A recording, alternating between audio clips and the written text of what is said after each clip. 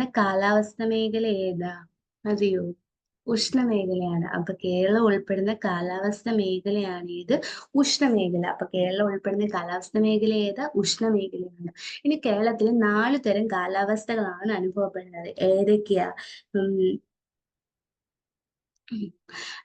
ശൈത്യകാലം, വേനൽക്കാലം, ഇടവപ്പാതി, തുലാവർഷം. അപ്പം കേരളത്തിൽ അനുഭവപ്പെടുന്ന 4 തരം കാലാവസ്ഥകളാണ് ഏതൊക്കെ? ശൈത്യകാലം, വേനൽക്കാലം, ഇടവപ്പാതി, തുലാവർഷം. അപ്പം ഈ ഇടവപ്പാതിനെ തന്നെയാണ് എന്ത് പറയുന്നത്? തെക്ക് പടിഞ്ഞാറൻ മൺസൂൺ എന്ന് പറയുന്നത് ആര്? ഈ ഇടവപ്പാതിനെയാണ്. തുലാവർഷത്തിനെ തന്നെയാണ് വടക്ക് കിഴക്ക് മൺസൂൺ എന്നും പറയുന്നത്. അപ്പൊ നമുക്ക് കേരളത്തിൽ 4 തരം കാലാവസ്ഥകളാണുള്ളത്. ഏതൊക്കെ? ശൈത്യകാലം, വേനൽക്കാലം, ഇടവപ്പാതി, തുലാവർഷം. ശൈത്യകാലം എന്ന് പറയുമ്പോൾ ഏതൊക്കെ മാസങ്ങളിലാ? ശൈത്യകാലം എന്ന് പറഞ്ഞാൽ ഡിസംബർ മുതൽ ഫെബ്രുവരി വരെയാണ് എന്ത്? ശൈത്യകാലം എന്ന് പറയുന്നത്.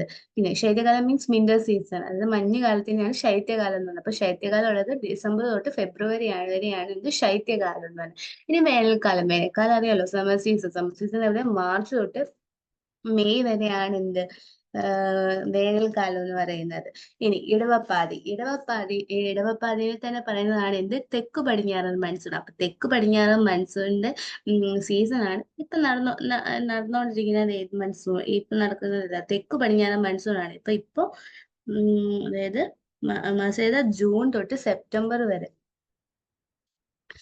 ജൂൺ തൊട്ട് സെപ്റ്റംബർ വരെ ഏത് മൺസൂണാ? തെക്ക് പടിഞ്ഞാറൻ മൺസൂൺ. അപ്പൊ ഇടവപ്പാതി എന്ന് പറയുന്നത് ഏതൊക്കെ മാസം തൊട്ടാണ്? ജൂൺ തൊട്ട് സെപ്റ്റംബർ വരെ ഏതാ? ഇടവപ്പാതിയാണ്. ഇനി തുലാവർഷം എപ്പോ തൊട്ടാ? തുലാവർഷം എന്ന് പറയുന്നത് ഒക്ടോബർ തൊട്ട് നവംബർ വരെയാണ് എന്ത്? തുലാവർഷം എന്ന് പറയുന്നത്. ഓക്കെ.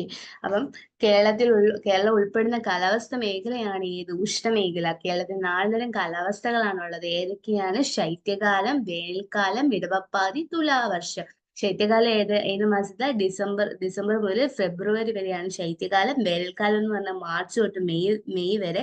ഇടവപ്പാതി എന്ന് പറഞ്ഞാൽ ജൂൺ തൊട്ട് സെപ്റ്റംബർ വരെ. തുലാവർഷം എന്ന് പറഞ്ഞാൽ ഒക്ടോബർ തൊട്ട് നവംബർ വരെ. പിന്നെ ഇരുപപ്പാതിയിൽ തന്നെയാണ് എന്ത് പറയുന്നത്? തെക്ക് പടിഞ്ഞാറൻ മൺസൂണ്. തുലാവർഷത്തിനെയാണ് എന്ത് പറയുന്നത്? വടക്ക് കിഴക്കൻ മൺസൂൺ എന്ന് പറയുന്നത്.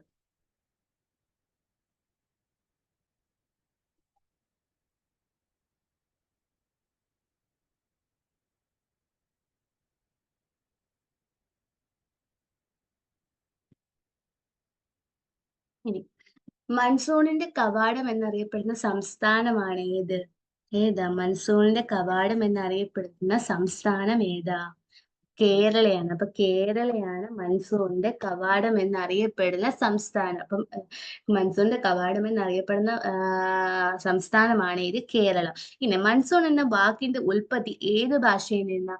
അറബിക് ഭാഷയിൽ നിന്നാണ് എന്ത്? മൺസൂൺ എന്ന വാക്കിന്റെ ഉത്ഭവം എന്ന് പറയുന്നത്. അറബിക്, അതായത് അറബി ഭാഷയിൽ നിന്നാണ് മൺസൂൺ എന്ന വാക്കിന്റെ ഉൽപ്പത്തി. മൺസൂൺ എന്ന് പറഞ്ഞാൽ ശരിക്കും മൺസൂണിന്റെ അർത്ഥം എന്ന് പറഞ്ഞാൽ കാറ്റ്. അപ്പൊ മൺസൂൺ എന്ന് പറയുന്നത് ഏത് വാക്കിൽ നിന്നാണ് ഉണ്ടായത്? മൗസിം എന്ന വാക്കിൽ നിന്നാണ് എന്തുണ്ടായത്? മൺസൂൺ എന്ന വാക്കുണ്ടായത്. അപ്പൊ മൺസൂണിന്റെ കവാടം എന്നറിയപ്പെടുന്ന സംസ്ഥാനമാണ് ഏത്? കേരളം. മൺസൂൺ എന്ന വാക്കിന്റെ ഉൽപ്പത്തി ഏത് ഭാഷയിൽ നിന്നാണ്? അറബി ഭാഷയിൽ നിന്നാണ്. അപ്പൊ ഏത് വാക്കിൽ നിന്നാണ് മൺസൂൺ എന്ന വാക്കുണ്ടായത്? മൗസിം എന്ന വാക്കിൽ നിന്നാണ് എന്ത്?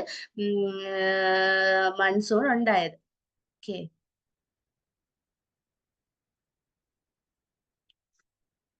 ആ അപ്പൊ കേരളം ഉൾപ്പെടുന്ന കാലാവസ്ഥ മേഖലയാണ് ഏത്? ഉഷ്ണമേഖല. കേരളത്തിൽ 4 തരം കാലാവസ്ഥകളാണ് ഉള്ളത്. ഏത്? ശൈത്യകാലം, വേനൽക്കാലം, ഇടവപ്പാതി, തുലാവർഷം. പിന്നെ മൺസൂണിന്റെ കവാടം എന്നറിയപ്പെടുന്ന സംസ്ഥാനമാണ് ഏത്? കേരളം. മൺസൂൺ എന്ന വാക്കിന്റെ ഉൽപ്പത്തി എന്ന് പറയുന്നത് ഏത് ഭാഷയിൽ നിന്നാ? അറബിക് ഭാഷയിൽ നിന്നാണ്. പിന്നെ മൗസിം എന്ന വാക്കിൽ നിന്നാണ് എന്തുണ്ടായത്? മൺസൂൺ എന്ന വാക്കുണ്ടായത്. നെക്സ്റ്റ്.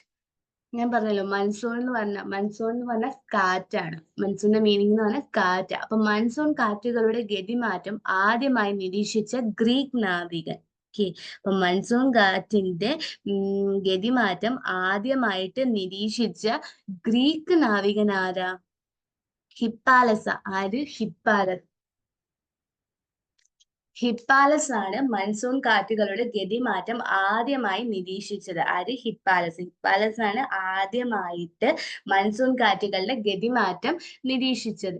ഹിപ്പാലസ് എന്ന് പറയുന്നത് ഒരു ഗ്രീക്ക് നാവികനാണ്. ഓക്കെ, അതുപോലെ ചെങ്കടലിൽ കൂടി കേരളത്തിൽ എളുപ്പമാർഗം കണ്ടെത്തിയ നാവികനും കൂടിയാണ്. ആര്?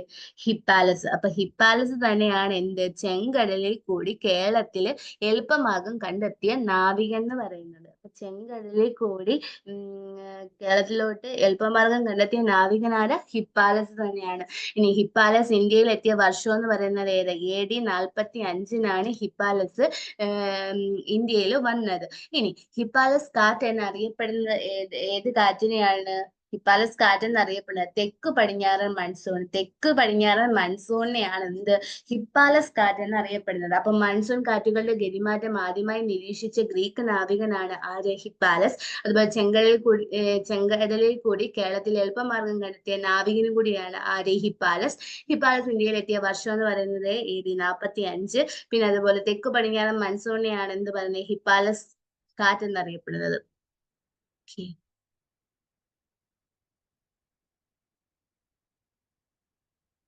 ഇനി കേരളത്തിൽ ശരാശരി വാർഷിക വർഷപാതം. കേരളത്തിൽ ശരാശരി ആനുവൽ ആയിട്ട് എത്ര എന്താ മഴ ലഭിക്കുമെന്നാണ് ചോദിച്ചേക്കുന്നത്. എത്ര മഴ ലഭിക്കും? കേരളത്തില് ശരാശരി വാർഷികം എത്ര മഴ ലഭിക്കും? നമുക്ക് 300 സെന്റിമീറ്റർ മഴ ആനുവലായിട്ട് ലഭിക്കും. 300 സെന്റിമീറ്റർ ആണ് മഴ ലഭിക്കുന്നത്. അപ്പൊ കേരളത്തിൽ ശരാശരി വാർഷിക വർഷപാതം എന്ന് പറഞ്ഞാൽ 300 സെന്റിമീറ്റർ ആണ്.